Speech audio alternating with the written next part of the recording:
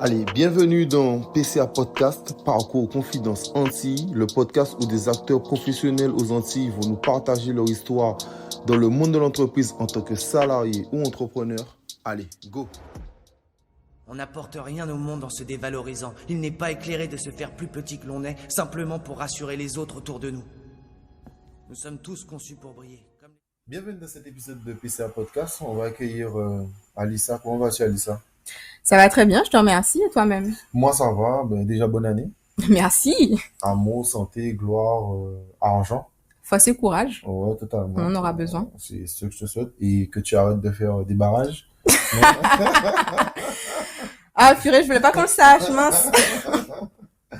Bon, à part cette petite blague, donc c'est seulement content de te recevoir pour cette saison 3.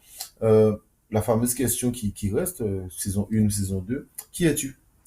Alors, Alissa Darcourt, psychologue du travail, pour te servir. Ah, ok. C'est gentil. Donc, au cas où si j'ai un problème psychologique, je peux faire appel à toi. Y a pas de souci. Ok. Et c'est combien la consultation? Oh, je te ferai un prix d'amis. Ok. Bon, rapidement, raconte-moi ton parcours scolaire entre Bainbridge et l'Université de Paris. Alors, j'ai fait un bac SMS. Donc non, c'était pas pour envoyer des textos. En fait, c'était un bac sciences médico-sociales. J'ai choisi ce bac-là parce qu'il me correspondait. Il alliait beaucoup tout ce qui était en lien avec déjà la biologie que j'aimais beaucoup, mais également tout ce qui était plutôt axé sur le social. Une chose aussi que j'aimais beaucoup. Donc j'ai fait mon bac SMS et voilà, les années passent et à un moment il faut aussi choisir son objectif professionnel. Et donc à ce moment-là, j'hésitais entre être assistante sociale ou psychologue. Et c'est vrai que avec un bac, puisque c'est un bac technologique, le bac SMS, donc clairement on te dit que allez, tu vas arriver à la fac, tu vas galérer parce que t'as pas fait S, t'as pas fait ES. Et du coup, j'ai eu la chance de faire un stage au CHU. Et là, je rencontre une psychologue. CHU de Guadeloupe. Ouais, CHU de Guadeloupe, en effet. Je rencontre une psy et puis je lui dis que moi, j'aimerais bien faire ce métier-là, mais qu'on me dit que je pourrais pas y arriver parce que j'ai fait un bac SMS et qu'en gros, je vais galérer à la fac. Donc, elle me rassure et puis elle me dit que non, que voilà, j'ai toutes mes chances et d'y aller. Donc, c'est pour ça que c'est toujours important d'écouter des gens du métier pour voir. Exactement, parce qu'au final, on se fait des idées et surtout, notre société valorise beaucoup les bacs SES. C'est pas une fin en soi. Ce qui est important, c'est la motivation que t'aies, la détermination. Si t'aimes pas ce que tu fais, tu seras nul. Tu peux avoir un bac SES. Si t'es naze, t'aimes pas ce que tu fais, tu vas pas y arriver. Par contre, si tu aimes ce que tu fais, tu peux avoir un bac pro, tu vas y arriver. C'est la détermination qui, pour moi en tout cas, change la donne. Et donc, elle me convainc et je me lance. Et clairement, je pense que j'avais fait le bon choix. Ok. Et c'est à ce moment-là que tu pars en France. Donc à ce moment-là, en effet, je postule pour l'université de Nanterre. Et donc, je suis acceptée. Et donc, du coup, je pars à tout juste 18 ans pour suivre mon cursus. Comme beaucoup de jeunes en Guadeloupe qui sont obligés de partir pour poursuivre leur étude. Au-delà de ça, comment tu as senti l'adaptation en France? Alors, au début, c'est vrai que c'est compliqué. Donc déjà, le climat, il fait froid. Moi, j'ai l'habitude de la chaleur. Et puis après, t'as aussi la mentalité. Donc Nanterre, c'est vraiment en Île-de-France. Donc tu as tout le style des Parisiens. Je connaissais quasiment personne. Donc tu dois t'installer, tu dois faire ta paperasse, puisque ma mère, elle a dû rester en Guadeloupe, elle pouvait pas m'accompagner puisqu'elle bossait. Donc comme une grande, j'ai fait mes papiers et donc voilà, c'était un peu chaud quand tu vas dans les administrations, qu'on te recale parce que t'as pas un papier. Tu vas être au bout de ta vie, Ça m'est arrivé de me retrouver à pleurer dans le RER. Tu vois, vraiment en mode VDM, mais en même temps, tu sais pourquoi t'es là. Donc, ça, je te jure. Mais tu sais pourquoi t'es là et donc, voilà, tu grandis aussi. Et, l'adaptation au début, c'est compliqué. La première année universitaire, elle était chaude parce que tu dois t'habituer au climat, tu dois t'habituer aux personnes. Mais au final, une fois que t'as passé la première année, après ça va. Et puis j'adorais vraiment ce que j'apprenais. J'étais passionnée, donc j'étais vraiment très motivée. Ok. moi, je voulais te poser la question, comment t'as décidé dans ta vie un jour je serai psychologue? Alors, parce que déjà, j'ai toujours aimé aider les autres. J'avoue que ma mère m'a beaucoup influencée. Pourquoi? Parce qu'avec ma mère, je regardais énormément Les d'émissions sur... telenovelas, Ah Marimar. non, bah tu vois pas du tout. Plutôt des émissions sur la santé. D'ailleurs, on regardait beaucoup d'émissions sur la santé, sur le bien-être. Et du coup, j'avoue que aider les autres, c'est quelque chose qui pour moi était important. Je voulais que dans ma vie, je voulais faire un métier où je pourrais être utile aux autres, aider les autres. Et c'est pour ça en fait que j'ai choisi cette voie-là. Comme c'est aussi pour ça que d'ailleurs j'hésitais avec assistante sociale où on est toujours dans l'aide à l'autre. Ta première expérience, si je me trompe pas, on va dire première expérience au travail, c'est en tant qu'assistante administrative. Comment ça se passe parce que et la vie d'étudiant, c'est une chose, la vie du travail, c'est autre chose. Alors en fait, cette expérience, elle a démarré lorsque donc je suis en troisième année de licence de psychologie. Donc ben il faut faire un stage et ben là, je t'avoue que ben j'avais un peu de mal à trouver un stage, quelqu'un qui m'accepte parce que pareil, t'as pas de réseau, tu connais pas grand monde, donc tu galères. Et j'ai la chance en fait d'être acceptée dans euh, un cabinet de recrutement. Donc du coup, je me dis ok, chouette. Donc je fais ça durant mon année de licence. Et par la suite, donc arrivent les grandes vacances où je rentre en Guadeloupe me ressourcer comme je le faisais souvent. Et là, j'ai l'opportunité de poursuivre en fait cette activité durant mes vacances universitaires. Et donc du coup, voilà. Du coup, je passe du stage qui se concrétise en un emploi saisonnier durant les vacances. Étant donné que tu es une bonne citoyenne, tu fais un service civique au Resto du Cœur. Ça se passe comment? Alors, ça se passe super bien. Je crois que c'est l'expérience humaine. C'est la meilleure expérience que j'ai eue en termes de relations humaines, puisque là, en gros, j'accompagne des personnes qui sont en chantier d'insertion professionnelle. Donc, au final, je suis vraiment à leur côté. Genre, j'avoue, je suis plutôt une écoute et je bosse en même temps qu'eux. Et en fait, je rencontre des gens qui ont vécu dans la rue, des gens qui ont eu des problèmes de toxicomanie, des gens qui ont des parcours de vie extrêmement compliqués et en même temps des gens qui ont une humanité extraordinaire. Et j'avoue que c'est une expérience qui m'a marquée parce que ce sont des personnes que je n'aurais jamais rencontrées dans un autre cadre. Donc, j'ai beaucoup aimé parce que c'était vraiment une expérience humaine avec des gens vrais en fait. Ouais, non, mais comme quoi, c'est con. On peut vivre au même endroit, mais vraiment pas fréquenter. Euh, s- en tout cas, ne pas voir certaines choses et pourtant, c'est sous nos yeux, quoi.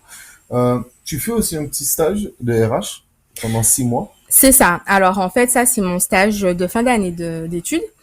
Donc il faut savoir que entre temps, donc je souhaite me spécialiser en psychologie du travail, puisqu'en fait, quand tu es dans un cursus de psychologie, donc on a 3 ans de licence où en fait c'est un cursus qui est le même en fait pour toutes les personnes qui souhaitent devenir psy. Et en fait, à partir du master 1, tu dois te spécialiser. Et moi, j'opte en fait pour la psychologie du travail parce que les problématiques de chômage, de stress au travail, enfin tout ce qui découle en fait de l'environnement professionnel m'intéresse. Donc je me spécialise en psycho du travail et j'ai la chance de faire mon stage de fin d'année chez un grand groupe. Et pareil, c'est une expérience extraordinaire puisque là, je travaille sur un projet de refonte en fait des référentiels de compétences. Ok. Et là, on est vraiment sur les compétences, alors qu'on appelle compétences comportementales. Donc vraiment, en fait, quelles sont les compétences euh, comportementales. Donc quand je dis comportemental, c'est vraiment le savoir-être qu'un salarié doit avoir pour intégrer le groupe, afin justement d'éviter les problématiques qu'on sait des personnes qui sont absentes, pas motivées ou autres. Et donc, je travaille sur ça et j'avoue, là encore, c'est vraiment une super expérience. Et c'est pareil, hein, quand tu es guadeloupéenne, tu travailles du coup avec un grand groupe qui a d'ailleurs un de ses sièges à la Défense. Donc, tu as une réunion dans une tour immense tout en haut. La Défense qui est le premier centre économique de France. Exactement. Donc, je t'avoue que, tu vois, quand tu as une réunion au dernier étage et que tu vois le monde en bas, bah, tu te sens... ouais, tu te dis, c'est cool, quoi. En fin 2015, on arrive, psychologie du travail, à Envéole. C'est ça. Donc là, c'est mon premier emploi de psychologue. Donc j'ai mon master. Alors avant d'avoir cet emploi, s'ensuit quand même 3 mois de candidature acharnée, de refus ou même pas de réponse. Donc là, je découvre aussi la réalité du marché de l'emploi, où finalement on me dit bon ben c'est bien, vous avez un master, mais vous n'avez pas d'expérience professionnelle. Ça, c'est quelque chose que je pense beaucoup d'entre nous. Ouais, mais c'est ce que je disais dans la saison 2 avec Laïsa Maillon. C'est ce qui est marrant, c'est que on te demande des études. Donc quand tu as avec les études, on te dit mais il faut l'expérience. Oui, mais pour avoir l'expérience, il faut avoir le travail. Donc on veut les deux, sauf que les deux c'est pas possible. Donc il y a ceux qui ont l'expérience mais pas les diplômes. Donc on se retrouve toujours dans un engrenage assez stupide. Donc voilà, de la part des entreprises en France. Donc voilà, vas-y. Donc ouais, c'est comme tu dis, hein, c'est un engrenage. Donc je candidate tous les jours. Je commence à même désespérer. Et j'avoue que c'est quand même compliqué. Je comprends vraiment les personnes qui parfois sont démotivées hein, quand ils recherchent du boulot parce que alors tu envoies plein de CV, parfois on te répond jamais. Et quand tu fais des entretiens, on te dit que c'est dommage, t'as pas assez d'expérience, donc c'est compliqué. Quoi qu'il en soit, donc le groupe Envéole me donne ma chance et donc je suis recrutée comme psychologue où là en fait je vais être prestataire du pôle emploi où je fais en fait des bilans de compétences, on va dire, qui sont spécifiques à la demande. Donc c'est mon premier job et là aussi où je découvre donc le monde du travail. Un peu plus rude et surtout en tant que psychologue je découvre aussi les pathologies auxquelles je serais confrontée parce que j'ai eu des expériences qui étaient très, on va dire, marquantes pour une psy qui démarre. Et notamment, je me rappelle vraiment d'une personne qui est en accompagnement avec moi, qui était en fait en dépression et qui un jour arrive dans mon bureau en me disant qu'elle va se tuer. Donc, elle est vraiment en crise.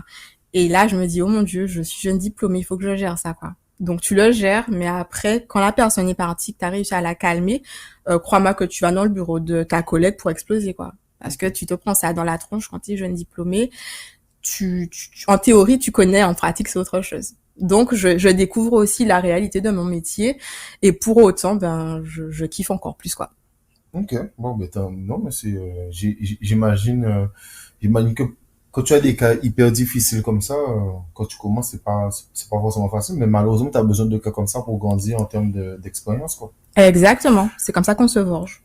Euh, Ensuite, tu vas à la mission locale en tant que référent pour les jeunes. C'est ça. Donc, en fait, le contrat que j'ai à Envéole, c'est un CDD. Tout à fait. Et on Donc, te prolonge pas? alors, on me propose autre chose, mais qui n'est pas aussi intéressant.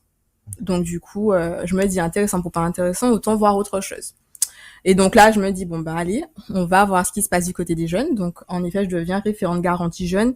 Garantie jeune qui est en fait un dispositif tout nouveau à l'époque et qui permet justement d'accompagner les jeunes dans un accompagnement renforcé. Et en même temps, ça leur permet d'avoir aussi une rémunération.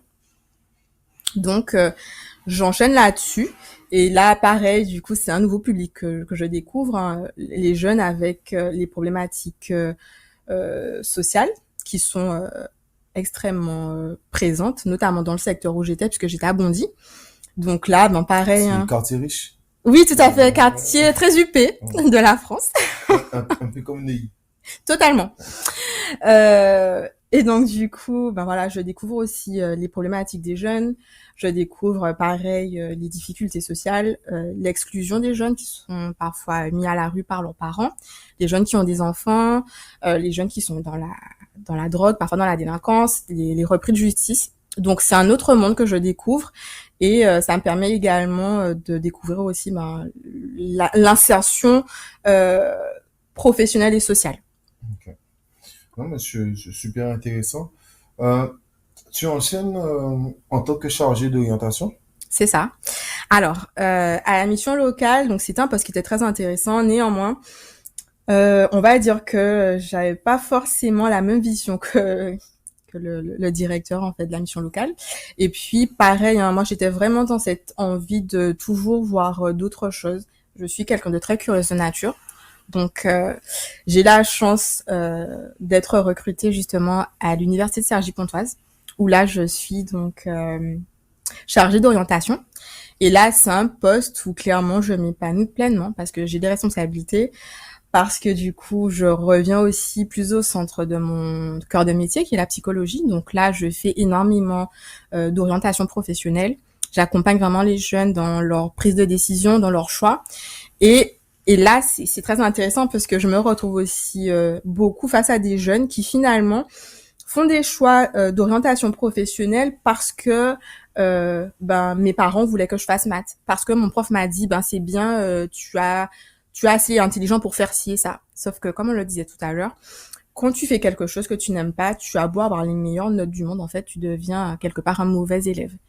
Et je me retrouve confrontée à énormément d'étudiants qui doivent revoir leur projet parce que quelque part, ils ont fait des choix pour faire plaisir aux autres. Et c'est vraiment quelque chose qui malheureusement se retrouve encore trop aujourd'hui. Ouais, totalement, tu te fais influencer par ton entourage, par la pression sociale, et finalement, tu fais des choses qui te plaisent pas et tu t'y retrouves pas. Mais d'ailleurs, c'est pour ça, je pense qu'il y a beaucoup de personnes aussi qui parfois font un emploi et au bout de quelques années, même peut-être 20 ans, tu les vois tout quitter et faire ça parce que finalement, ils ont fait ça pendant 20 ans parce qu'il fallait le faire, mais ils ont jamais été entièrement épanouis, quoi. Euh, enfin, tu as le Graal français. Ton premier CDI en tant que conseillère à GPEC et formation, comment ça se passe? Alors, c'est le Graal, mais c'est aussi ma première grande transition, mon premier grand changement de vie. Parce que le poste à la fac, je l'adorais. C'était vraiment pour moi the poste. Enfin, je m'éclatais. J'avais des responsabilités. Tu aurais pu faire toute ta vie là. J'aurais pu parce que mes collègues me respectaient énormément. J'accompagnais des personnes sur leurs projets. Je gérais des forums. Enfin bref, c'était un poste juste génial. Sauf que vient un moment cette question du retour au pays. Et donc là, mon conjoint souhaite rentrer. Et pour le coup, il arrive à avoir sa mutation. Et donc, ben moi, je suis. J'avoue que c'est une décision qui était quand même compliquée pour moi parce que j'étais pas forcément prête à faire ce retour. Mais finalement, tout s'accélère et puis j'ai quand même envie de retrouver ma famille. Donc, je me dis, OK, avant de rentrer, il faut quand même que j'ai un job. Donc, je postule euh, aux offres que je trouve sur le territoire parce que ben des offres de psy, ben t'en as pas 10 000 et t'en as quasiment pas. Donc je me dis ok, j'ai pas de poste de psy, qu'est-ce que je fais? Donc finalement, Et t'as pas forcément de filon. et j'ai pas de filon. Exactement. Donc j'ai quand même mes relations, mes potes de la Guadeloupe, mais j'ai pas de filon, je connais pas le marché sur le territoire. Et pour moi, il est hors de question de rentrer en Guadeloupe sans un job. Et je trouve justement cette annonce pour un poste de conseiller en formation et en gestion prévisionnelle des emplois et des compétences. Et je me dis, allez, pourquoi pas? C'est un nouveau challenge et puis c'est un autre monde que tu vas découvrir, donc vas-y. Donc finalement, je passe mes entretiens à distance. Ça se passe bien, on me donne le poste. Et donc quand j'arrive en Guadeloupe, ben, j'enchaîne avec ce premier emploi. Malheureusement, ça se passe pas vraiment comme je l'espère, donc les débuts sont extrêmement compliqués. Au bout de 2 jours, j'ai quasiment envie d'arrêter, hein, clairement. Donc ma responsable de l'époque me convainc de poursuivre. Et là, je me dis, ok, franchement, retour aux Antilles fracassant, mais dans le mauvais sens de la chose, c'est compliqué pour moi. Je dois me réadapter au fonctionnement déjà en local, parce que ben, quand tu commences ta vie professionnelle en métropole, tu adoptes en fait les codes de là-bas, mais ici, les codes sont quand même différents, donc j'ai vraiment pour moi tout à apprendre. Et surtout, voilà, je me pose plein de questions et je me dis, est-ce que j'ai fait le bon choix de revenir aux Antilles? Finalement, ben voilà, je reste quand même sur ce poste-là et puis je fais mon petit trou, ça se passe bien, j'apprends énormément de choses et ce qui est particulièrement intéressant sur ce poste, c'est que je suis vraiment au contact des entreprises. Donc, je découvre vraiment le tissu économique local et je me fais énormément de réseaux aussi. Ok. Tu deviens psychologue du travail, indépendante, en 2018. Comment ça se passe cette transition de salarié à, allez, j'ai envie d'être indépendant? Alors, il faut savoir que même si le poste final, ben, comment dire, je le prends en main, c'est pas mon cœur de métier. Donc, je crois qu'au bout de, alors à peine une année, hein, je commence à me dire que non, là, je peux pas me terrer dans un poste qui ne correspond pas à mes attentes. Et surtout, j'ai un master en psycho du travail, c'est pas pour rien, parce que c'est vraiment le métier que je veux faire et que j'aime. Donc là, je me dis bon, soit tu trouves un autre poste de psychologue, et là encore, je me retrouve face au fait qu'il y a pas d'offre, ou soit je crée mon activité. Et c'est vrai que je n'en pouvais plus vraiment d'être sur ce poste, même si ça se passait bien au final. J'avais vraiment envie de retrouver mon métier qui me manquait affreusement. Et donc, soutenue par mon conjoint, je fais le choix de casser mon CDI et de vivre ma vie d'indépendante. Et franchement, au final, c'est un choix que je regrette pas parce que c'était, je crois, la meilleure décision, la meilleure chose à faire. Sachant que tu es toujours indépendante. Sachant que je suis toujours indépendante aujourd'hui. Et ce qui est vraiment assez cool, enfin en tout cas moi de mon expérience, c'est que dès que avant même que je le sois en fait, je rencontre déjà des gens qui veulent travailler avec moi. Et aussi les gens ne savent pas à quoi ça sert un psychologue du travail. Donc quand j'explique en fait comment on peut travailler avec un psy, les gens ils se disent mais en fait c'est cool et on veut bosser avec moi. Donc ça démarre comme ça.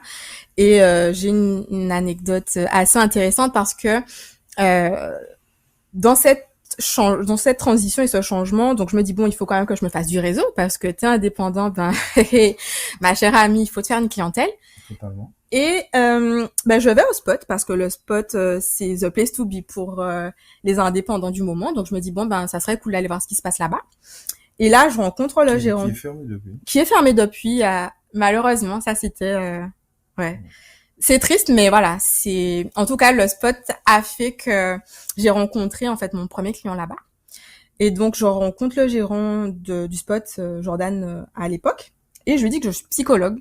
Et il me dit écoute, c'est cool parce que justement je parlais avec un gars qui est au spot et il me dit qu'il cherche un psy. Donc il me dit mais attends, je te le présente.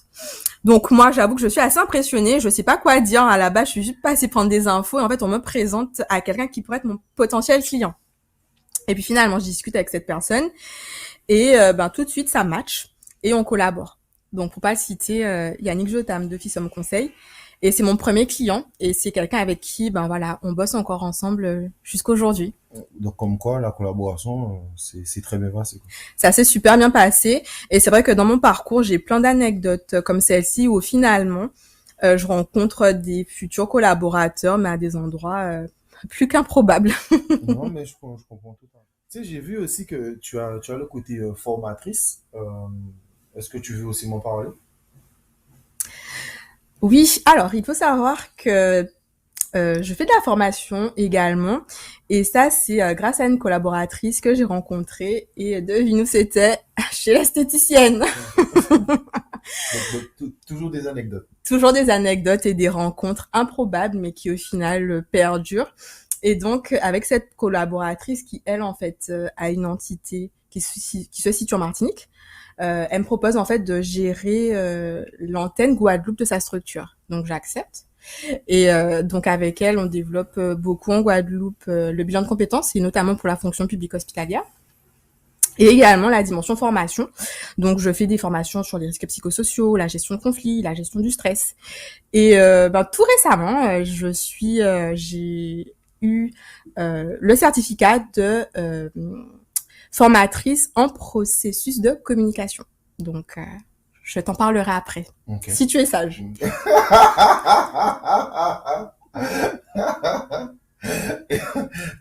On va continuer sur cette note d'humour. Et, tu sais, c'est bien parce que tu as été chargé de t'aider en psychologie à l'Université des Antilles. Donc, tu as pu aider la jeunesse guadeloupéenne dans un cours. Donc, comment ça s'est passé? Et raconte-moi un peu l'anecdote de ta rencontre pour être à l'université en tant que prof. Alors, là encore, c'est une rencontre improbable. En boîte de nuit? Ouais. Alors, durant une soirée, je rencontre des gens. Donc, tu sais, quand tu connais quelqu'un qui connaît quelqu'un. Et là, je discute avec une personne et je lui dis que justement, je suis psy et que je suis notamment indépendante. Et là, cette personne, elle me dit que elle bosse à Fouilleul et que justement, il cherche un psy pour faire des TD. Et vu que moi, voilà, j'aime la nouveauté, ben évidemment, je dis oui. Et c'est comme ça que je me retrouve à être chargée de t'aider à Fouilleul, et notamment pour l'UFR STAPS. Donc, on pourrait se dire, mais attends, STAPS, ils font de la psycho? Ouais, c'est pour ceux qui font le sport. Exactement. Eh ben, si, ils font de la psycho. Totalement. Donc, attention à ceux qui veulent faire un cursus STAPS, il y a aussi de la psycho, hein. Ok. Bah après, attention surtout si ton comme professeur. Alors, malheureusement, là, j'y suis plus. Ok. Mais non, Donc à ce moment-là, je conseille des... mes étudiants kiffaient bien. Donc, non, ça se passe super bien. Dans la joie et la bonne humeur. 2015, entre 2015 et 2019, tu nous as raconté un peu toutes tes anecdotes, euh, comment ça s'est passé, le fait que tu as créé ton entreprise, etc. Mais finalement, tu reviens en fait, tu continues dans ta lancée, mais tu reviens dans le salariat en tant que psychologue du travail, mais au Pôle emploi Guadeloupe. C'est ça. Alors, j'ai l'opportunité de rencontrer en fait le directeur régional de l'époque, hein, qui était Olivier Pelvoisin.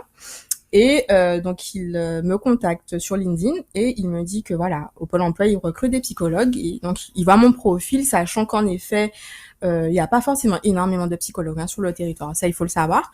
Donc, il souhaite, en fait, il m'envoie un Il y a message. beaucoup de psychologues sur le territoire parce que ils veulent pas venir ou parce qu'il n'y a pas assez de clients pour que tout le monde puisse vivre. Alors, déjà parce que clairement, on n'a pas forcément les cursus de formation. Donc, comme moi, beaucoup sont partis, tout le monde ne revient pas. Donc déjà, tu as quand même une bonne déperdition.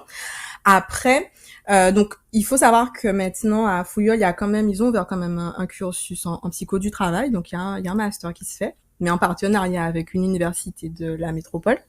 Mais clairement, quand tu veux être psychologue, tu dois partir. Donc, ça fait que il y en a peu qui reviennent. Après, je pense qu'il y a du boulot pour tout le monde. Et surtout, les psychologues, aujourd'hui, on ne sait pas forcément à quoi ça sert. Et alors, moi, je suis psychologue du travail, mais tu as des psychologues cliniciens, tu as des psychologues du développement, donc tu as en fait des spécialités différentes. Mais ça encore faut-il que on sache en fait à quoi ça sert et comment on peut mobiliser un psychologue. Donc du coup voilà, ils me contactent parce que ils cherchent du monde et ils en trouvent pas forcément beaucoup. Et j'échange avec lui. J'avoue que son projet me plaît et je me dis que c'est aussi là l'opportunité, clairement d'aider ma communauté guadeloupéenne et surtout de pouvoir clairement être au service de personnes qui n'ont pas non plus les moyens d'aller voir un psy. Parce que voilà, en tant que psy indépendante, mais voilà, les personnes me paient à l'heure. Donc ça a un coût, mais quand on est demandeur d'emploi ou qu'on est au RSA, on n'a pas forcément le budget pour ça. On a quand même d'autres priorités à gérer. Donc, je me suis dit que c'était une belle opportunité. Donc, j'accepte de travailler au Pôle emploi, mais par contre, ma condition, c'était de pouvoir quand même rester indépendante, puisque ça, c'est quelque chose qui me tient à cœur. C'est quelque chose que j'ai réussi à faire. Et puis, je pense que vu que tu avais des engagements déjà avec d'autres personnes, d'autres contrats, exemple celle que tu as rencontrée chez les Céticiennes, tu pouvais pas du jour au lendemain dire que tu n'es plus disponible, quoi. Clairement, alors je suis quelqu'un, quand j'ai des engagements, je m'y tiens et je t'avoue, mais je m'éclate dans mon job de psy indépendant. Pour moi, c'est vraiment un kiff. Donc non, il était hors de question que je quitte cette liberté. Et au final, on a trouvé un compromis. Donc voilà, je suis à temps partiel au Pôle emploi, ce qui me permet de gérer ces deux activités. Là, on a fini par ton parcours, c'était très intéressant, mais on va, enfin, je vais te poser des questions un peu plus sur ton métier, sur un peu ton avis. Et tu sais, je me posais la question, comment tu vois l'état psychologique des employés avant le Covid, euh, pendant le Covid et actuellement un peu plus. Ok. Alors par rapport au contexte Covid, moi ce que j'ai vraiment remarqué, c'est qu'aujourd'hui les personnes sont... Normalement, c'est le avant. Oui, avant, t'inquiète. Ah, Avant, pas de souci. Avant Covid, comment c'était? On va dire qu'avant Covid, en gros, les personnes étaient quand même beaucoup plus optimistes par rapport à leur projet. Alors c'est vrai qu'en Guadeloupe, au niveau de l'insertion professionnelle, les gens sont quand même très pessimistes parce qu'on dit, on le sait, qu'il n'y a pas forcément beaucoup d'emplois en Guadeloupe. c'est très compliqué de trouver un poste. Donc ça, avant, on avait déjà quand même ce côté où, ben voilà, c'est quand même difficile de trouver un emploi. Pour autant, les personnes étaient optimistes, elles se formaient, elles développaient des compétences. Sauf que depuis Covid, ce que j'ai remarqué, c'est qu'aujourd'hui, alors déjà les personnes, ben on se retrouve quand même très isolées parce qu'on peut plus forcément échanger avec sa famille, ses proches. Tout se fait à distance, donc même l'interaction humaine, l'interaction face à face, où tu as quand même le sentiment d'avoir un individu en face de toi qui va t'écouter, t'épauler, ben là tu le fais, mais parfois à distance ou au téléphone. Donc déjà le sentiment d'isolement et de solitude est beaucoup plus présent maintenant. Et puis je pense que même les consultations avec le masque, où tu vois pas la réaction de la personne, le sourire, tout ce genre de choses qui sont hyper importants, je pense pour toi, ça fait aussi une relation un peu plus complexe que Exact, d'habitude. exactement. C'est que en psycho, on écoute avec les mots de l'autre, mais on écoute aussi avec les gestes et le non-verbal. Et le non-verbal, c'est le visage. Donc c'est vrai que ça, on perd de la matière, on va dire, avec aujourd'hui ce port de masque perpétuel. Donc tu as vraiment une dégradation de l'état, on va dire, psychique des personnes. Et puis surtout maintenant, le côté, en fait, on est vraiment maintenant négatif. Parce qu'avant, c'était compliqué de trouver un emploi, mais maintenant, avec Covid, c'est encore pire. Donc, on a vraiment des personnes Entre Covid et crise sociale. entre Covid et crise sociale, tu fais bien de le souligner. Donc, on a vraiment aujourd'hui des personnes qui, ben, honnêtement, sont défaitistes par rapport à l'avenir. Et je comprends, le contexte, c'est anxiogène. Quand tu écoutes tes infos, ben, en gros, t'as l'impression que c'est la fin du monde. Donc, j'avoue que là, on retrouve pas mal de dépression, beaucoup de tristesse, de morosité chez les personnes. Et même remotiver, c'est compliqué. Parce que tu essaies d'insuffler une énergie, tu essaies d'insuffler l'idée que ben voilà, il faut quand même lutter, il faut résister, il faut continuer à se former, il faut continuer à développer les compétences. Mais derrière, parfois les gens ils disent mais ok, à quoi bon quoi. Donc il y a vraiment cette détérioration de la santé mentale. Clairement, on peut parler de ça, des personnes qui voient pas qui ne voient pas la fin en fait de ça, sachant que tu as aussi des personnes qui étaient en emploi qui se retrouvent au chômage parce que les entreprises ferment, parce que ben voilà, dans certaines activités professionnelles, ben ça tourne plus, le tourisme, le monde de la nuit, etc. Donc tu te retrouves avec des personnes qui avaient un métier et qui le perdent aussi du jour au lendemain. Donc c'est quand même très compliqué de se remobiliser, de se remotiver dans un contexte comme celui-ci, sachant que vient se rajouter également les obligations vaccinales. Où là, tu as des personnes qui parfois sont dans cette idée de qu'est-ce que je fais, j'aime mon métier, malheureusement, on m'oblige à et je ne veux pas me soumettre à cette obligation, donc qu'est-ce que je fais? Est-ce que je reste suspendue? Est-ce que je change de métier? Pourquoi? Donc il y a énormément de questionnements en fait en ce moment. Moi, c'est vraiment ce que je vois. Ok. En fait, demain, on parlera en fait, de l'avenir et comment tu vois les choses par rapport à toute cette situation. Mais toujours dans le cadre de ton travail, qu'est-ce que tu penses de la PNL? Alors, la PNL, j'en ai beaucoup entendu parler, hein, et c'est vrai qu'aujourd'hui, tout le monde connaît la PNL. Mon avis est que je n'ai pas forcément d'avis. Pourquoi? Je t'explique. C'est pas forcément un modèle que j'ai étudié. Je sais qu'il y a quand même de bons retours dessus, mais j'aime pas parler de ce que je ne connais pas. Après, dans la mouvance de la PNL, je suis devenue formatrice en process communication parce qu'on est toujours sur comment je communique au mieux avec l'autre. Donc, l'idée reste globalement la même. C'est quelle posture je vais adopter face à une personne qui a tel type de profil, tel type de personnalité. Donc, l'idée, c'est vraiment d'aller toujours sur une meilleure communication, sachant que ce soit dans le cadre personnel, que ce soit dans le cadre professionnel, mieux communiquer, c'est déjà diminuer les risques de conflit, c'est diminuer les malentendus et clairement, c'est aussi une meilleure collaboration. Donc, en soi, je vais peut-être rejoindre la PNL, mais voilà, moi, moi, ce que je connais, c'est la process.com. Donc, je peux te parler de process.com, mais Tu as passé pas PNL. tu as passé cette formation en Guadeloupe? Alors, c'est une formation que j'ai fait à distance parce que justement, vu la crise sanitaire qu'on connaît, à la base, je devais la faire, en présentiel. Et finalement, bon, c'est en fait, ce sont des formateurs de la métropole, mais qui viennent en Guadeloupe. Donc finalement, ils ont fait une session à distance. Et ce qui est cool, c'est qu'au final, je me suis retrouvée avec des gens de la Guadeloupe, de la Martinique, des gens qui étaient en métropole également, donc des gens d'un peu partout. Donc ça s'est fait comme ça.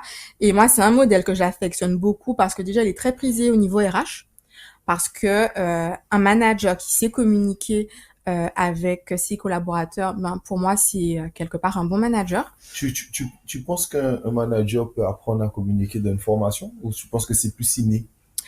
Alors, je pense que certaines personnes ont des facilités à communiquer. Néanmoins, tout s'apprend. Et je pense qu'en effet, on peut apprendre à mieux communiquer. Ça veut pas dire qu'on sait pas faire. Ça veut dire en tout cas que, alors, moi, je prends toujours l'exemple du modèle process commun. On a chacun et chacune une manière de communiquer préférentielle. Et l'idée, c'est de savoir, eh bien voilà, moi, je suis avec quelqu'un qui a telle manière de communiquer préférentielle, eh bien, je vais m'adapter à sa manière de communiquer. Donc, tu vois, tu as des personnes qui, elles, c'est question-réponse. Donc, je te pose une question, tu me réponds direct. Par contre, si tu as en face de toi quelqu'un qui, tu lui poses une question et que, ben, derrière, elle va commencer à te parler de la pluie et du beau temps, tu vois, ça va peut-être t'agacer. C'est pas parce que la personne, elle est mauvaise, c'est parce que elle, son type de communication préférentielle, c'est pas le tien. C'est pas le question-réponse, tu vois. Donc, ça permet simplement d'identifier comment moi je communique. Donc, si je sais déjà comment moi je communique, je suis déjà plus apte à quelque part m'adapter à l'autre et à me dire que tout le monde ne communique pas comme moi. Et ça permet aussi ça te donne aussi des clés pour identifier comment la personne en face de toi elle communique. Et comme ça, tu peux t'adapter et avoir une communication qui est beaucoup plus fluide et moins frustrante. Et ça évite aussi des conflits inutiles, ça évite des remarques aussi parfois déplacées. Donc, c'est vraiment un outil que j'affectionne énormément. Dans quel sens? Alors, dans le sens où je peux te faire une blague, mais si toi t'es pas du style à prendre les blagues, ben voilà quoi. Je sais qu'au boulot, ben avec toi, c'est pas avec toi que je vais blaguer. Par contre, je sais que j'ai un collègue, lui, avant qu'il se mette, comment dire, avant qu'il se mette, qu'il se concentre en tout cas sur une réunion qu'on a à faire. Je sais que lui, pour le détendre, on fait 2-3 blagues et ça passe. Je sais que l'autre collaboratrice en face, elle, il faut plutôt que je lui demande quand même comment elle va, comment elle se sent, tu vois, donc être sur un ton un petit peu plus empathique, on va dire. Tu vois, j'ai des gens où je sais que eux, quand ils arrivent, c'est on y va direct, on n'a pas le temps pour le blabla. Et tout ça, en fait, ce sont plein de types de communication de personnes, en fait, qu'on a autour de nous, mais on ne sait pas l'identifier. Et donc, du coup, on va se dire, ah ben, voilà, un tel, tu vois, il arrive au boulot, il te dit même pas un bonjour, il est déjà en mode, on y va. Et ok, dit, mais on va pas comprendre qui voilà. C'est pas la méchanceté, c'est que c'est comme ça, c'est sa manière de communiquer, sa manière préférentielle, tu vois. Non, mais c'est super intéressant. Tu as parlé tout à l'heure que, c'est normal, tu es aux Antilles. Donc, on parlait de la manière dont les gens vivaient avant le Covid, pendant le Covid et un peu plus actuellement. Tu parles beaucoup de le fait que les gens sont hyper négatifs, hyper anxieux. Mais est-ce qu'il y a des modèles pour toi dont on devrait s'inspirer pour aider mieux au travail? Alors, pour juste, Ou en tout cas des actions de tous les jours à faire qui pourraient améliorer le quotidien des travailleurs? bien sûr.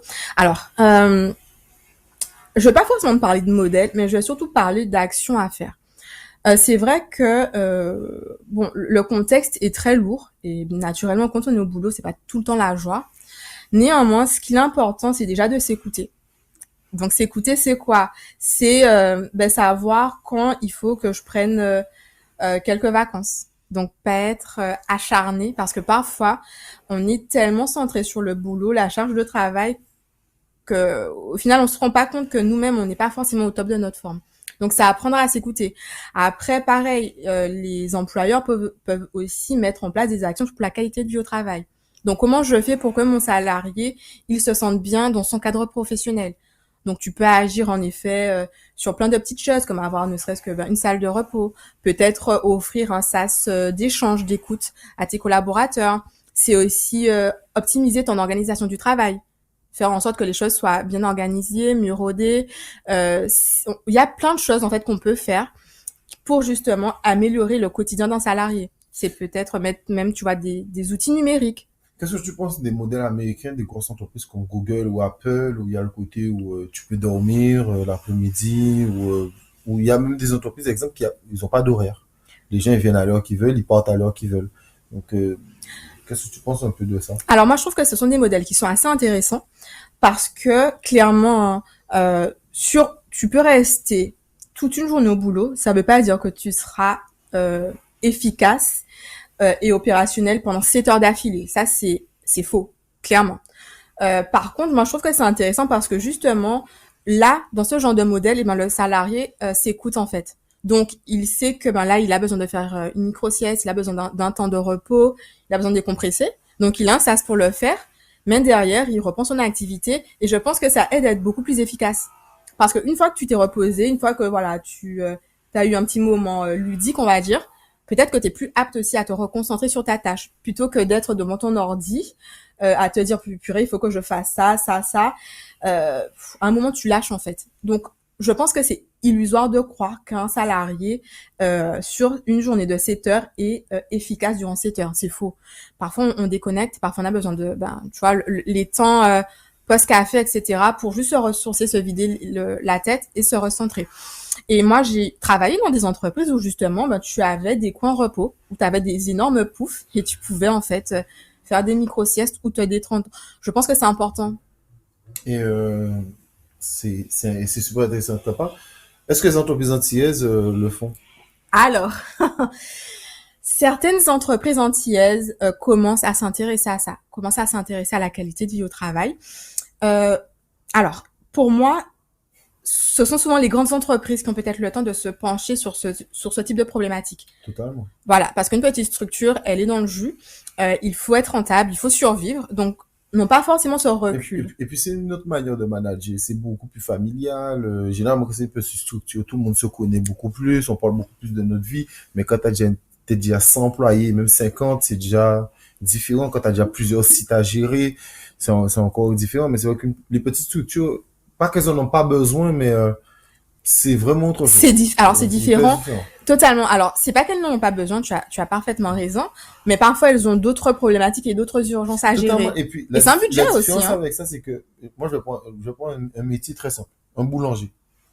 Le boulanger peut avoir peut-être un manager, mais on parle d'une petite structure. Mm-hmm. Le boulanger, c'est peut-être lui le patron, mais il peut avoir un manager qui s'occupe des ventes, etc. devant, mais lui, il n'a pas le temps de s'occuper de certaines choses. Il est là à 4 heures du matin faire le pain, il doit s'occuper des comptes, et même s'il a quelqu'un pour l'épauler, mais je suis totalement d'accord avec toi qu'il est complètement dans le jus, donc le gars n'a pas forcément le gars ou la fille. Bref. Non, mais voilà. Ben oui, attends. Il y a les boulangères aussi. Donc, le gars ou la fille, mais ils sont dans le jus, donc c'est pas forcément ce genre de questions. Donc, je suis d'accord avec toi que maintenant, ça concerne que pour moi les moyennes, les grandes entreprises. Alors, Je te laisse continuer. ça ne, alors, en tout cas, celles qui ont peut-être plus les Je moyens. je parlais du côté pouf. Ah Alors, oui, les oui. poufs, des trucs comme ça. Voilà. Si Non, t'as non. 3 employés, tu vas pas faire une grande salle de repas. On est Pouf. d'accord, mais C'est plus de oui, ce sens que je dis ça. totalement. Après, par contre, il y a énormément de choses qu'on peut mettre en place. Même si on est une petite structure, il y a des choses qui sont pas forcément très coûteuses, mais qu'on peut mettre en place pour clairement faciliter le quotidien des salariés. Mais encore faut-il savoir que c'est possible déjà, et il faut aussi avoir l'envie de le faire. Et c'est là où le psychologue du travail il peut intervenir pour travailler justement sur ces questions et s'adapter naturellement au budget aussi de l'entreprise. Parce que l'idée, c'est pas de faire des choses exorbitantes. On s'adapte à la problématique de un et au budget. Parce que l'idée, c'est que tout le monde puisse mettre en place ce type d'action. Et parfois, il faut 3 fois rien pour ça. Et surtout, alors, chose qui est très importante, c'est que aujourd'hui, il faut aussi s'intéresser à son salarié. Et quand je dis s'intéresser, c'est quand tu vois qu'il est pas comme d'habitude, mais c'est de demander qu'est-ce qui va pas. Non pas que l'employeur, c'est pas son job de se centrer sur la vie personnelle de son salarié, mais par contre, un salarié qui est pas forcément bien, eh ben c'est un salarié qui est absent, c'est un salarié qui va être en retard, et parfois un échange avec l'employeur peut aussi permettre de débloquer certaines situations. Ton salarié peut juste avoir un souci de garde d'enfant, et ben voilà, si t'as l'écoute, tu peux lui dire ben non, vas-y. Tu vois, tu peux partir plus tôt. Enfin, tu vois, t'as plein de stratégies, en fait, qu'on peut mettre en place pour gagner en confort. Mais pour justement fidéliser ton salarié. Parce qu'un salarié qui se sent pas bien dans une entreprise, je suis désolée, c'est un salarié, quand il a une autre opportunité plus intéressante, il part. Donc, tu vois, tu as, dans cette dynamique, pour moi, la qualité de vie au travail et se soucier de son salarié, c'est clairement gagner en performance parce qu'il sera plus efficace, plus performant, plus concentré. Il se sentira bien, donc il n'aura pas envie de partir. Mais après, est-ce que les grosses entreprises n'ont pas peur de perdre des gens parce qu'il n'y a pas de concurrence? Je te dis ça du sens que, tu sais, je prends un exemple. Une grosse entreprise en France. d'accord? Ou non, on va reprendre l'exemple de Google. C'est parfait. Ouais. Google, Apple, toutes les startups, ils sont tous à un endroit. Mhm. Le fait d'être à cet endroit, on sait très bien, et ça arrive que celui-là, il y a Google, mais finalement, il ne sent pas bien Google. Apple vient le chercher, il donne un meilleur salaire, etc. Donc, il y a une forte concurrence. Mais ici, quel est l'intérêt de faire passer le bien-être des salariés, sachant que, ben, de toute manière, il y a plein de chômage, donc il y aura toujours quelqu'un pour prendre le chômage, et il n'y a pas de concurrence, quoi. Alors, je suis d'accord avec toi. En tout cas, dans les gros secteurs, il n'y a pas de concurrence. Alors, On sait très bien que ça appartient aux mêmes personnes, oui, donc voilà. alors, l'intérêt, et en effet, hein, on n'a pas forcément de grosse concurrence ou un marché qui permet d'avoir ces mouvements. Mais en tout cas, je vais te dire, hein, malgré ça, je connais des entreprises qui se font dépouiller de leurs salariés. Parce que justement, le salarié, il va peut-être pas trouver dans le mois qui vient, mais ça fait peut-être 1 an, 2 ans qu'il cherche. Et en fait, t'as des boîtes, parce que justement, elles ne sont pas vigilantes et elles ne font pas attention à leurs salariés, ils se font dépouiller. Et quand tu te fais dépouiller, ça veut dire que déjà, de 1, tu dois toujours reformer des salariés. De 2, l'expertise et la compétence, elle part ailleurs. Donc, quelque part, pour moi, tu perds en qualification. Donc, je suis d'accord avec toi, il n'y a pas forcément une concurrence de malade, mais crois-moi, quand un salarié veut partir, il part. Donc, l'intérêt, c'est vraiment ça, de garder sa compétence, de la faire fructifier. Non, mais tu sais, au-delà de ça, moi, je suis hyper d'accord avec tout ce que tu dis. Moi, c'est simplement la réflexion que je me posais de l'autre côté en disant, quel intérêt étant donné que Ouais, moi, je domine le marché, tu vois. ouais. Tu sais, on prend un exemple banal. Tu sais, si on prend un Mais exemple... j'ai ta réponse. Tu sais quoi? Ok. D'accord. Alors, je suis leader, donc en vrai, j'ai pas besoin de mettre en place toutes ces actions pour mes salariés. Donc, mon salarié, il se dit, de toutes les façons, je pourrais pas aller ailleurs, donc je reste. Mais je peux. Est-ce que je vais vraiment travailler? Je peux faire du présentéisme. Oui, c'est vrai. Ben oui. C'est vrai, mais après, il y a toujours une pression qui fait que Il y a tu dois avoir des résultats. Il y a toujours une pression, mais on connaît aussi. Parce que là, quand on parle de dépouiller, on parle de cadre. Pas que. Pas ouais? que. Méfie-toi. Dans le secteur du numérique, il n'y a pas que des cadres qui partent. Non, peut-être pas là, mais... Tu parles des personnes qualifiées, quoi. Voilà, c'est de ce sens-là que je Oui. te dis. C'est du sens que je te dire que euh, tu peux aller, exemple, tu vas pas voler une caissière. Tu vois, c'est pas méchant, mais Oui, non, je vois ce que tu le veux gars qui a dire. Carrefour, il va pas aller se dire, ah ouais, celle-là, Leader Price, elle est bien, ah ouais, je vais la prendre. Non. Je vois ce que tu veux dire. Par contre, un plombier, on peut aller, si c'est un très bon plombier, On va le débaucher. oui, voilà. Bien sûr. Donc, c'est plus de Plus dans ce sens-là. Voilà. Après, Je n'ai rien contre les caissières. non, après, moi, ce que je veux te dire, c'est que par contre, alors, c'est vrai qu'en termes de manager, j'en aurai pas forcément des masses, mais tu vas avoir des personnes qui, si elles sont CDIsées, peuvent être, par contre, souvent en arrêt maladie, par exemple. En fait, le truc, c'est que tu vas avoir, et donc, si la personne est souvent en arrêt maladie, tu devras souvent remplacer. Donc, tu vas donc, en vrai, hein, pour moi, quand tu es un bon chef d'entreprise, et que malgré tout, ton but reste quand même de faire tourner ta boîte et de pas perdre d'argent, en vrai, si tu réfléchis bien, ça te coûte moins d'argent de chouchouter tes salariés que de toujours devoir pallier parce que tu as des salariés qui sont en arrêt maladie, qui sont absents, qui sont souvent en retard. En vrai, mais moi c'est ma vision. Après c'est pas celle de tous, mais clairement un salarié qui est bien, c'est un salarié qui est productif, c'est un salarié qui te sera fidèle et qui va vraiment mettre sa compétence au service de ta boîte. Et parfois tu gagnes même de l'argent parce qu'un salarié qui est heureux. Moi je prends l'exemple de ma mère, elle me racontait une anecdote où à l'époque elle est comptable. Et tu sais, son employeur, tous les matins, elle amène le petit-déj. Ouais, sympa. Et quand le midi, il dit, mais qu'est-ce que tu veux manger? Il allait chercher le repas, tout ça. Ben, elle commençait à 8 heures et terminait à 20 heures. Ah, tu vois. Voilà. Et parce que tu te sens tellement bien, soi-disant. C'est ça. Mais t'es tellement productif, t'es là, tu fais les choses. Et puis tu t'investis. Parce que ton travail, il est reconnu parce qu'on respecte ce que tu fais et qu'on te respecte en tant qu'individu. Et pour moi, tant que les employeurs n'auront pas compris ça, ils passeront à côté déjà d'une expansion pour eux, mais également de plein d'autres choses. J'ai vu que tu as fait une longue interview de 1 minute et 27 secondes pour RCI, où tu parlais de sujets assez sérieux d'ailleurs, et tu parlais de l'intégration des personnes avec un handicap. Alors oui, en effet. Donc là, c'était dans le cadre de mon activité au Pôle emploi et c'était en fait lors d'une journée qui était dédiée justement au handicap. Il faut savoir que pour moi, hein, enfin, je trouve qu'en tout cas, alors, en Guadeloupe, c'est encore un sujet qui est très tabou. On n'en parle pas beaucoup du handicap. Et il faut savoir qu'il y a énormément de personnes qui sont alors en situation de handicap. Tu penses quoi? En famille, qu'on n'en parle pas assez? En famille, je pense que globalement, on n'en parle pas. Globalement. Même en famille, est-ce que... Alors, déjà, dire à une personne qu'elle est en situation de handicap, c'est déjà compliqué. Parce que dans la tête des gens, être handicapé, c'est... il me manque un membre. Il me manque... je ne peux pas marcher, il me manque un bras, une jambe. Et en fait, on se rend compte que tu as quasiment 80% des handicaps qui sont invisibles. Tu as la dyslexie, tu as également les troubles lombaires, les douleurs lombaires, etc. Tu as énormément de maladies, en fait, qui peuvent être reconnues comme maladies professionnelles, on va dire, et donc, quelque part, qui vont avoir cette reconnaissance de handicap. Mais pour autant, soit on ne sait pas que c'est possible, soit on refuse de s'entendre dire qu'on est en situation de handicap. Et j'insiste sur le mot situation de handicap parce qu'une personne n'est pas handicapée. C'est dans un contexte où tu vas avoir une difficulté. Je dis n'importe quoi, hein. Si moi tu me demandes de faire un gâteau alors que j'en ai jamais fait, ben, je me retrouve dans une situation de handicap. Tu vois à peu près. Oui, non, mais je vois totalement. Donc en fait, c'est pour te dire que c'est une situation en fait qui met la personne en difficulté. Oui, mais la dyslexie, c'est pas une situation. Ben, la dyslexie, tu es en situation de handicap, si, parce que tu vas être en situation de handicap lorsque, par exemple, tu auras besoin de lire ou d'écrire. Ouais. Mais en l'occurrence, si je te demande de me construire un meuble... C'est beaucoup plus chiant que ne pas savoir faire un gâteau. Oui, on est d'accord. Bon, après, c'était pour l'image, tu vois. C'était pour... Ah, j'ai fait un raccourci. Je suis d'accord avec toi.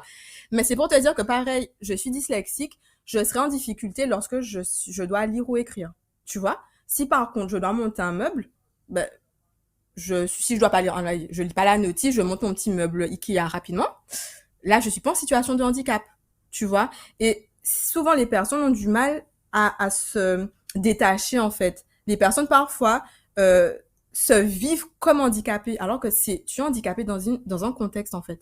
Tu es un individu X, lambda, et tu vas être dans une situation où tu as un handicap. Ouais, je comprends ce que tu veux dire. En gros, c'est toujours proportionnel et c'est toujours un contexte. Quand je dis proportionnel, c'est du sens que bon, entre un handicap et dyslexie, bon, t'as deux bras, t'as deux jambes, ben il y a plein de métiers que tu peux faire.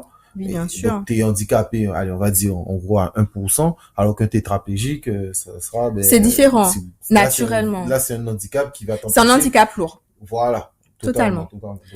Donc tu parlais du fait d'intégrer ça. Et quand tu parles du fait d'intégrer ces gens-là, si tu parlais de cette situation-là.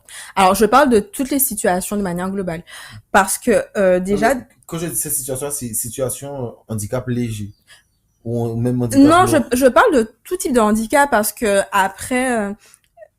Donc même les gens chez eux. Ben les gens oui, bien sûr. En fait, tu peux. Alors.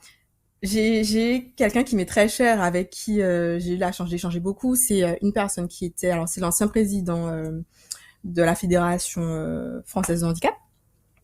Il était vraiment sur le handisport, donc il est lui-même en chaise roulante. Et pour le coup, ce mec, il a une carrière extraordinaire. Pour autant, il est en situation de handicap. Une carrière quoi dans le sport? Alors, il a pas fait de sport de haut niveau, mais en fait, il a eu des postes à haute responsabilité, okay. Parce qu'en fait, il était justement le président de la Fédération de handisport, tu vois. Et il a une carrière, donc c'est pas impossible. Après, il faut par contre changer les mentalités. Bah après, tu vois, je vais prendre une personne qui est pas très connue, mais ça parlera aux gens, en tout cas sur son handicap. Ray Charles, qui a un handicap qui sait pas voir, mais qui sait chanter et qui sait jouer au piano. Donc c'est l'un des plus grands artistes de tous les temps. Et pourtant, il est une situation de handicap. Exactement. Et pareil, on parle dans le handicap, tu vas avoir aussi toutes les maladies psychiques.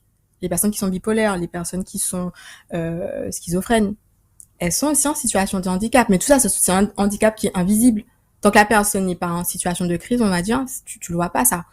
Et pour moi, il y a une vraie méconnaissance de ce que c'est que le handicap. Mais c'est marrant que tu parles de ça, je te coupe, mais je pense que beaucoup de personnes, parfois, ils s'attendent, ceux-ci vont dans un centre où il y a des centres de fous, je pense qu'ils s'attendent à voir que des gens qui crient ou tout comme ça, alors que pas du tout. Il y a des gens, comme tu dis, qui peuvent être bipolaires et tu les vois peut-être te parlent normalement, mais c'est des psychopathes ou des trucs comme ça, quoi. Bon, alors, je suis désolée, je vais te reprendre sur tout ce que tu viens de dire. En tout cas, comment tu l'as dit. Vas-y. Alors, déjà, on dit pas les fous, s'il te plaît. Pitié, Ouais. tu blesses ma sensibilité C'est de vrai. psychologue. Ouais, mais c'est Mais comme, en fait, si tu vois, tu sais à quoi ça me fait penser? ouais. Alors, j'ai hâte de voir c'est quoi le mot. Mais ça, c'est totalement de la novlangue. Et c'est totalement le côté où, tu sais, les infirmiers libéraux, tu leur dis, ouais, t'as ton client? Non, c'est de la patientèle. Eh, frère, il paye ou pas? Oui. Voilà, c'est de l'argent. Donc, voilà. Oui, mais c'est un patient. Non, non. Il y a du business. Voilà. C'est pas volontaire. Mais vas-y. Non, en fait, pourquoi je te dis ça? Parce que déjà, nos mots sont stigmatisants. Tu vois? Si on parle de fou, et déjà, je lutte parce que notre société... Alors, je parle des Antilles parce que je vis ici, hein. On aime trop dire un tel est en dépression, un tel est fou. Non. La dépression, c'est une maladie. En fait, ce sont des personnes qui sont malades. Ce sont des maladies. Mmh. Donc, tu vois, moi, je lutte vraiment contre ces mots qui sont stigmatisants, sachant que n'importe qui peut être en dépression demain. Ah, totalement. Non, Donc, mais tu vois, non, mais mais enfin, on parle, oui, mais on parle... quand moi je parle de fou, ça veut pas forcément dire que toi tu peux être fou demain. Hein. Enfin, Oui, tu peux être malade. Merci. Ouais. Je suis d'accord avec toi. Mais en tout cas, je veux te dire que je lutte aussi contre ces mots qui sont violents, en fait, pour moi. Quand tu dis que quelqu'un est fou, c'est violent, parce que non, la personne, elle est malade. Donc, en effet, tu vas avoir des personnes qui sont bipolaires, qui ont un bon traitement, et au final, les personnes, elles travaillent, elles ont une vie normale, elles ont une vie de famille. Handicap totalement invisible, et du coup, il y a l'accompagnement. Alors, sur le mot de malade, je comprends, mais où je voulais en venir, c'est que je voulais, où je suis totalement d'accord avec ça, c'est que ce que je voulais passer comme message surtout, c'est que tu as des gens qu'on considère comme schizophrènes, etc. Et on s'attend à une certaine image de voir des gens crier ou essayer de se suicider, alors que c'est faux. Je prends un exemple, une personne qui m'a, et pour très très bien son nom, qui m'a glacé le sang, c'est, je vais aller voir il y a quelques années le film Iceman, et ensuite je vois Histoire vraie. Donc je me dis c'est pas possible. Donc moi je vais voir l'interview de ce gars-là, mais quand le gars te raconte, mais tranquillement, le gars c'est le plus grand tueur à gages de l'histoire des États-Unis.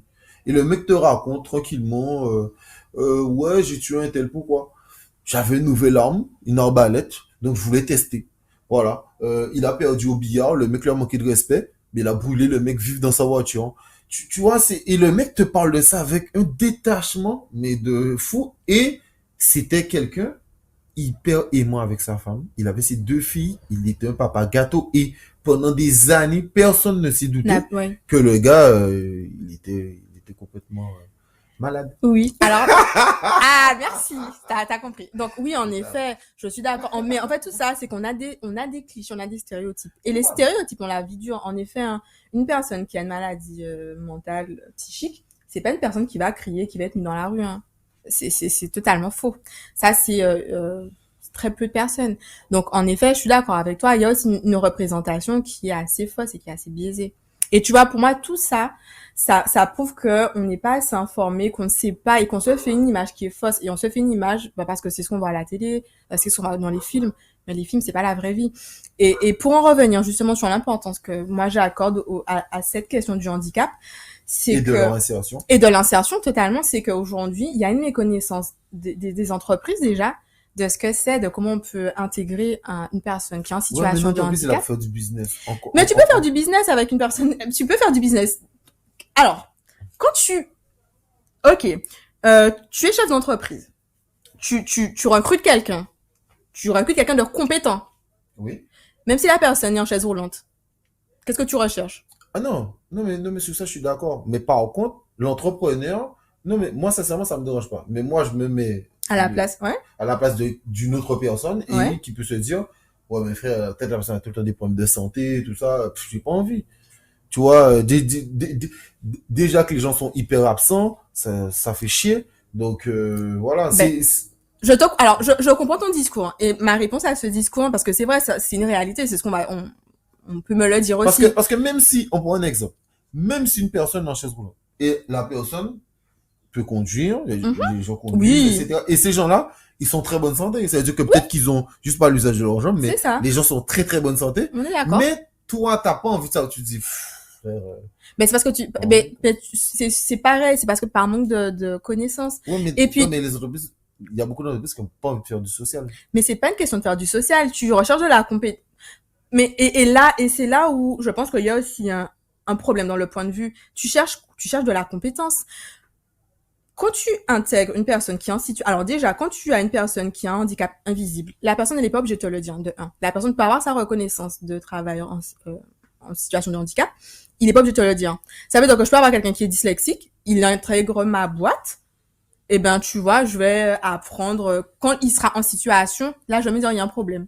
Mais lui, il est pas obligé de te le dire. Donc, déjà, quelque part, ben, la personne, elle peut rien te dire. Et alors, j'ai dit qu'il y a 80% de personnes qui ont un handicap invisible.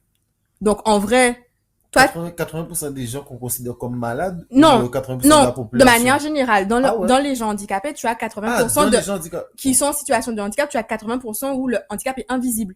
Donc, en vrai, le handicap est invisible. La personne, elle vient postule, tu l'embauches, elle t'a rien dit. Donc, ok, sauf à un moment, peut-être que tu vas te retrouver coincé parce que tu vas voir qu'il y a peut-être un souci à X ou Y endroit. Peut-être que tu le verras jamais. Mais le truc, c'est que quand tu peux embaucher quelqu'un en situation de handicap, tu peux aménager ton poste. Et il y a des dispositifs qui te permettent justement d'aménager le poste pour que justement, tu me parlais d'absentéisme et de problèmes, pour justement ne pas te retrouver confronté à ça parce que tu auras accompagné le salarié dans son embauche. Je suis d'accord. Et c'est pas faire du social, c'est je recrute de la compétence. Totalement, mais eux, peut-être qu'ils auront l'impression de faire du social. C'est plus de ce sens-là que je dis ça. Même si moi je suis totalement d'accord, et on a pris l'exemple de Charles, t'as Stevie Wonder aussi. Oui, tu en as, t'as plein d'autres. T'as plein de personnes qui ont. Mais c'est pas, pour moi, c'est un manque de connaissances parce que ce sont des sujets dont on ne parle pas. Peut-être un manque aussi d'empathie. Alors, j'ai envie de te dire, comme tu dis, quand tu es chef d'entreprise, t'es pas là pour être empathique, t'es là pour faire du business. Non, mais si t'es empathique dans ta vie de tous les jours, tu peux peut-être t'intéresser au fait que il y a des gens qui ont une situation de handicap, mais qui peuvent être compétents. C'est de ce Alors, sens-là, oui, bien sûr. Après, pour moi, c'est vraiment un problème de vision. C'est-à-dire que, on dit handicap, on voit tout de suite la personne qui sera pas là, alors que c'est faux. Et tu as raison, en fait. C'est une manière de voir, et je pense qu'il faut déconstruire, en fait, cette vision qui est totalement erronée, mais c'est un gros travail et, tu vois, tu as dit le mot fou, tu l'as pas dit méchamment, mais beaucoup de personnes, ben voilà, si tu dis que t'es handicap, ben on va te dire, oh, qui problème aille, il sera pas bon sur mon poste, il va faire n'importe quoi, alors que c'est faux. Après, comme tu as dit, en plus, tu parlais de ça, de gestion, de manière de voir les choses, et comment, un tel, tu peux faire une blague, l'autre, tu peux pas faire une blague. Moi, je suis hyper détendu sur ce genre de sujet, tu vois. Moi, quand j'étais un peu plus jeune, en 2009, j'ai eu une paralysie faciale et il me reste encore des séquelles. Et moi, je me rappelle, tu sais, dans mon premier métier, et quand j'étais à l'armée, et j'avais un chef qui m'appelait Colombo. Okay. Et moi, ça me faisait rire, tu vois, parce que bon, ben mon œil se ferme constamment, etc. Les gens pensent que c'est un tic. Non, c'est pas un tic, c'est simplement les séquelles de cette paralysie faciale. Mais moi, je trouve ça hyper drôle et moi, je suis hyper détendu sur ce genre de sujet. Après, c'est vrai que je peux comprendre que la vanne, il y a d'autres qui peuvent se sentir un peu plus blessés. Ça dépend de la sensibilité de chacun. Totalement. Mais après, je trouve qu'on est une société hyper sensible.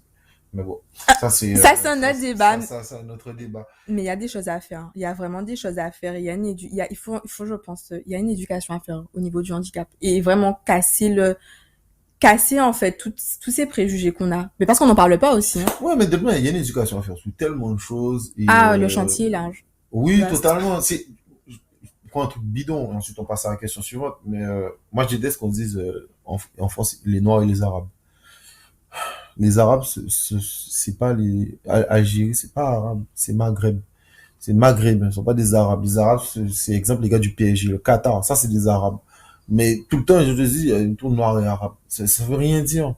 Il n'y a pas d'arabe en France. Et les arabes, il y en a très peu. Donc voilà. Donc, mais tu vois, c'est toujours une manière aussi de déconstruire. Et puis même nous, d'être manière, on a pour progresser, avancer. Il y a une meilleure version de soi-même. Qu'on parlait de la PNL, exemple tout à l'heure. Exactement. Tu as une page Instagram, comme quoi tu as des bonnes choses à dire. Je suis allé, j'ai liké, j'ai aimé ce que j'ai lu. Est-ce que tu peux nous en parler? Alors depuis peu, j'ai ouvert ma page professionnelle sur Instagram. Alors en fait, mon but sur cette page, c'est simplement de parler des choses que j'aime et surtout, j'ai envie de rendre certaines notions accessibles parce que la psychologie, bon voilà, quoi, il faut parfois décoder.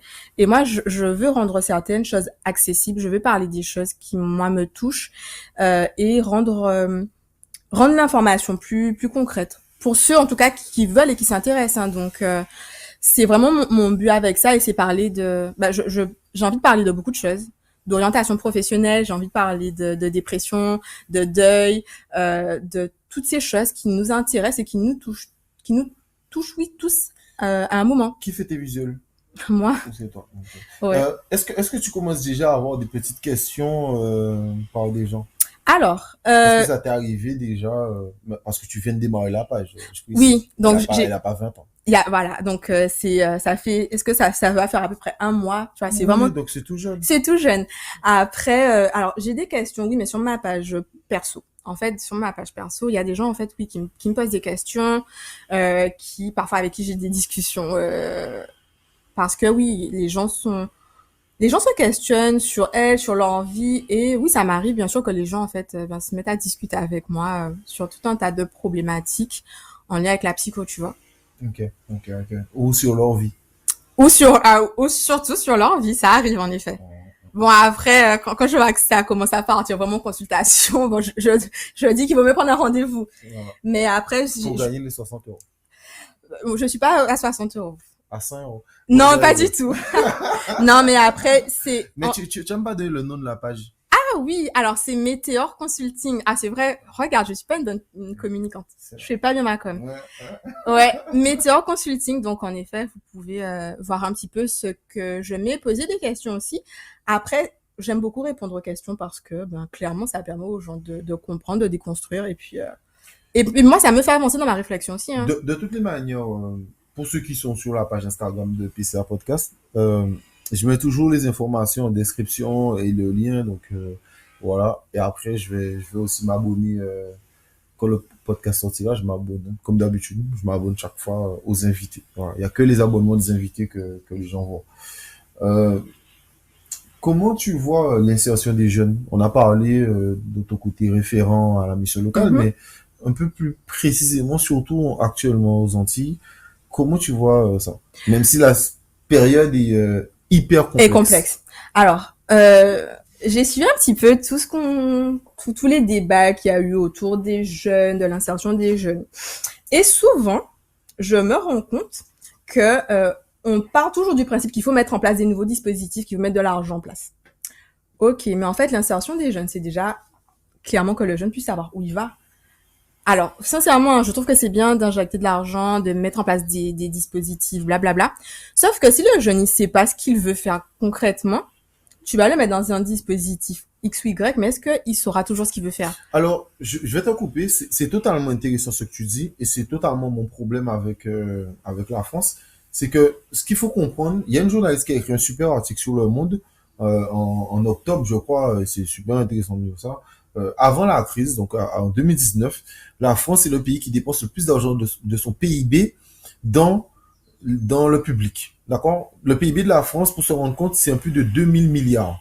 Donc, c'est-à-dire qu'on dépense plus de 1000 milliards d'euros chaque année. C'était 56%. Actuellement, c'est 66%. Mais bon, je laisse ça à Macron.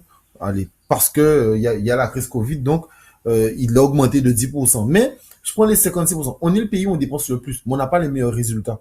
Et où je suis d'accord avec toi, c'est que c'est bien beau de dire bon, on va faire une formation, on va faire aussi, on va faire ça, mais mieux dépenser l'argent, mieux réfléchir à savoir où on place cet argent.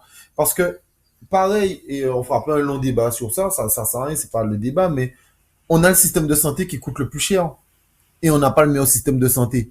Donc, c'est encore un problème. Mais est-ce qu'il y a trop de personnes dans l'administratif et pas assez de personnes sur le terrain? Tout ça, c'est constamment des questions à se poser. Mais cette question de l'argent en France, où on déverse l'argent, parce que les gens te disent, ah, l'État pas bon, moi. Et les gars, l'État donne tellement.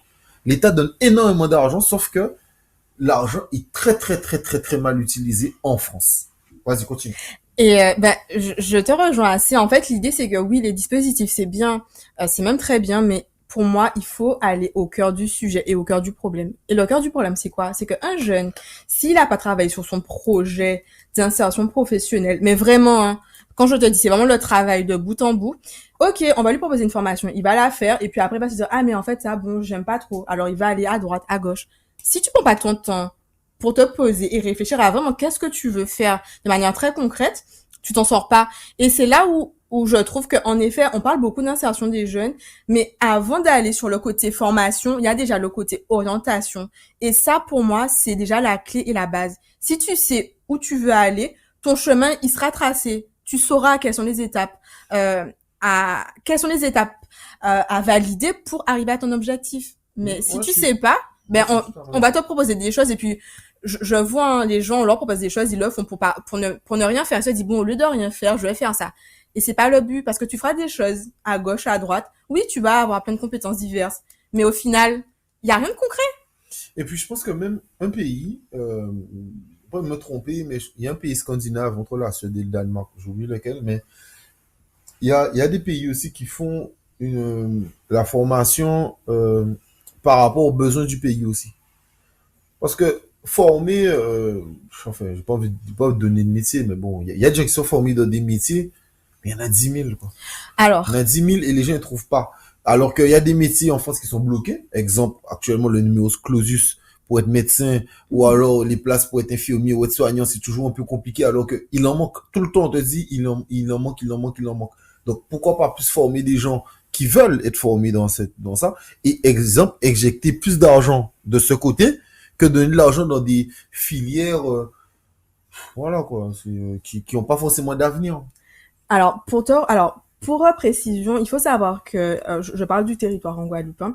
Il y a quand même des actions qui sont mises en place pour essayer de former quand même sur les métiers d'avenir. On parle beaucoup de former sur les métiers de la mer, tout ce qui est agriculture, enfin, etc.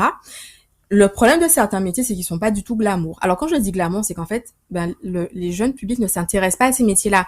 Et là encore, il y a vraiment un travail à faire pour justement valoriser ces métiers, qui sont des métiers où en effet, il peut y avoir de l'insertion, mais t'as personne en face. Est-ce qu'ils connaissent le métier? Ben c'est ce que je te dis justement. C'est pour ça qu'il y a aussi un gros travail pour mieux connaître en fait les métiers qui sont à leur disposition et pas faire pour faire mais faire parce qu'on se dit ah ben j'ai pas pensé à ça mais moi j'ai des affinités, des intérêts pour l'agriculture, pour la mer donc ça peut être une bonne voie pour moi. Et d'ailleurs je tiens à du coup saluer ton podcast parce que au final c'est aussi ça quelque part ce que tu fais, c'est mettre en avant des métiers, c'est faire découvrir aussi des métiers et je pense que ça c'est primordial. Trop de jeunes se font une idée d'un métier et ils vont et au final ils se rendent compte que c'est pas ce qu'ils voulaient parce qu'en fait tu t'es pas renseigné, t'as pas regardé la réalité du métier, t'as pas regardé ce qu'il fallait et tu fais une formation pour au final te dire ben non c'est pas ce que je veux, t'as perdu du temps. Mais moi je conseille aux jeunes, moi une fois mon cousin il me parlait d'un métier, moi je lui ai dit moi je te conseille, va te présenter dans une entreprise qui fait ce que tu fais, de faire un stage gratuit là d'une semaine et tu vois comment ça se passe et t'es au plus près du terrain tout simplement. Et ben c'est exactement ça. Alors là, ce que t'as dit, ça me met en joie parce que c'est trop ça. Quand tu vises un métier qui t'intéresse, eh bien clairement, tu vas à la rencontre des professionnels, tu le questionnes sur son parcours, sur les avantages du métier, les inconvénients, et surtout, si tu as l'opportunité de faire un stage, eh ben tu te confrontes à la réalité de ce métier-là, et si à la fin ça te plaît toujours, vas-y. Mais au moins tu sais où tu mets les pieds. Et tu sais de quoi tu parles parce que On est d'accord. les études c'est bien sûr, il faut des études, mais les études ça fait pas tout. Et ça fait pas tout parfois, en par effet. rapport au réel, tu vois exemple, quand la femme vient te dire que ça va pas la première fois, tu as pas monté ton master parce qu'elle s'en fout. Non, mais tu vois, moi je vais te dire que il fallait le gérer. Et si tu sais pas le gérer, et on voit plein de personnes qui ont des diplômes mais qui sont pas douées pour ce qu'ils font de toute manière. Parce que ce sont parfois les personnes en fait, elles vont suivre un cursus et tu es déjà lancé dedans. Tu te dis bon est-ce qu'au final je fais marche arrière, j'y suis déjà, j'y vais. Mais c'est pas forcément le métier qui me passionnait. Parce que moi par exemple je voulais être, j'ai n'importe quoi. Hein. Moi je voulais être pâtissier. Mais moi, mes parents, ils ont vu que eux, avant, vu que je fasse autre chose, j'ai fait autre chose. Donc oui, je vais faire ça pour faire plaisir, mais à la fin, je suis pas heureux. Et je me retrouve quelque part bloquée dans un métier qui me convient pas. Et c'est vrai que c'est difficile pour un adulte de se dire je change de profession, même si ça se fait de plus en plus. Et c'est vrai que moi, mon métier, c'est aussi d'accompagner les personnes vers ces transitions professionnelles, de redécouvrir ce qu'ils veulent vraiment. Et au final, les gens, ils sont épanouis, mais c'est difficile de se dire à 40 ans, je change de métier, je repars pour de la formation. C'est vrai. Surtout quand tu as l'habitude de gagner de l'argent. C'est ça. Mais par contre, c'est pas impossible et ça se fait. Et quand on a envie de le faire, moi, j'ai envie de dire, allez-y, hein, restez pas dans un job que vous n'aimez pas. Si vous avez cette opportunité, il faut le faire en ayant bien sûr conscience de notre réalité économique sur le territoire, parce qu'on sait aussi que ben voilà, il y a aussi ces difficultés derrière d'insertion selon les choix qu'on fait. Ouais, je te remercie pour ton avis sur ça. Euh, on va passer aux deux dernières questions. C'est quoi ta vision sur ton métier actuellement? Alors, ma vision du métier actuellement, c'est que ben voilà, il y a encore le psychologue est encore trop méconnu, et surtout le psychologue du travail. Donc, je pense qu'on gagnerait à mieux comprendre le rôle du psychologue. Et quand je dis du psychologue, c'est tout type de psychologue, hein. En tout cas, pour moi, ça reste un métier d'avenir. Aujourd'hui, même par rapport au contexte, on voit que les personnes ont de plus en plus besoin de soutien pour clairement relever les défis de la vie. Et on sait qu'en ce moment, ils sont nombreux. Donc, ça reste un métier où les gens ont besoin de nous. Les gens ont besoin de trouver du réconfort, ont besoin d'écoute. Et ouais, pour moi, ça reste un métier d'avenir et on a besoin de psychologues.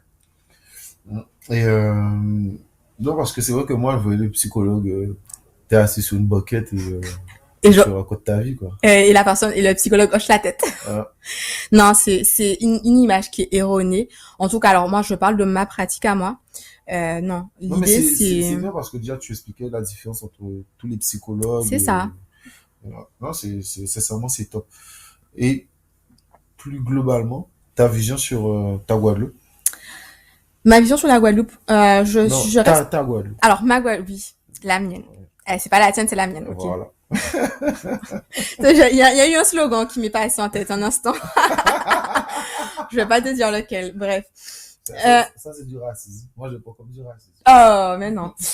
Alors, ma Guadeloupe à moi, je reste très optimiste parce que en Guadeloupe, on a de la compétence. Foute-nous ni compétence. Les Guadeloupéens sont compétents. Euh, J'espère aussi que tous ces Guadeloupéens qui partent reviendront aussi pour pouvoir nous faire bénéficier de leurs compétences. On a beaucoup à faire. Et je pense que les nouvelles générations ont cette envie de prendre les choses en main, d'apporter et de faire rayonner la Guadeloupe. Donc, je reste très optimiste parce qu'on a tellement à faire et on a tellement de personnes compétentes que je ne peux que voir un avenir radieux pour la Guadeloupe. Ah ouais. Donc combien de temps? Ah, par contre, moi, je dirais une dizaine d'années, hein. Une dizaine d'années? Le travail est en marche. On va dire ça, mais pour moi, une dizaine d'années, en tout cas, je l'espère. En 2032, on fera un podcast et on en reparlera. Ouais, ça marche. D'accord. Là, j'ai un peu chaud, là, tout coup. Ouais, non, mais, ouais, ouais. En tout cas, j'y crois vraiment. Ouais, non, mais il faut des gens comme toi, optimistes, pour y croire, hein. Moi, Ok? Mais en tout cas, merci merci d'être venu, merci d'avoir fait le podcast avec moi. C'était super intéressant, j'ai beaucoup appris. Et comme j'ai dit, je mettrai les informations sur PCA Podcast afin qu'on puisse suivre ton travail. Je vais le suivre de toutes les manières au quotidien, chaque fois que tu vas publier, etc., ou tu feras des événements. Comme j'ai toujours, l'important est de faire le podcast, mais de surtout continuer à suivre les invités, parce que ben, aujourd'hui tu peux être là, demain tu peux être autre part. Je prends l'exemple, voilà, hier, le jour où on enregistre le podcast, on enregistre en janvier, hier, il y a Manon qui est passé sur le podcast, qui est barmaid et qui est entrepreneur, qui part en France, donc dans quelques jours, et elle, elle part pour peut-être mieux revenir, comme elle l'a expliqué, mais voilà, je l'ai publié, et pourtant, elle fait partie de la première saison, donc elles aussi, je crois, en avril, donc voilà, mais on continue à la suivre, on continue à regarder comment ça se passe. Donc voilà, super intéressant interview et puis voilà. Ben, en tout cas, merci à toi pour l'accueil et j'ai été ravie d'être de l'autre côté et de Ouais. me raconter, ce qui est rare. Non mais il le fallait de toutes les manières et puis c'est bien de voir des jeunes essayer de porter enfin je sais pas si on peut te dire que t'es jeune mais Ah! Je vais pas relever ça. non, je C'était taquine. petit. Ouais, c'était très petit en plus on est de la même génération. Exact.